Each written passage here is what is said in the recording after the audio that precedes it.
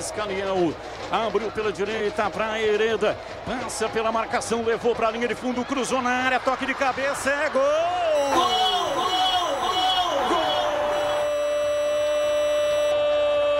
Gol do CRB!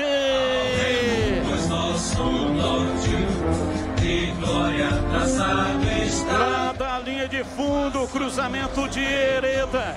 Fez o levantamento na área. Anselmo Ramon subiu, golpeando de cabeça. Mandou a bola no fundo do gol. E empata o jogo. Pedrão tentou tocar da bola, mas não conseguiu. Anselmo Ramon, camisa número 9. Ô, GG.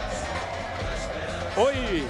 Eu tive a impressão do GG, né? O GG pode confirmar. GG, portanto, marca GG.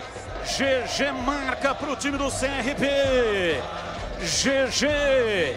2 para a Ponte. 2 para o CRB. E o detalhe do gol é seu Vladimir Catarino.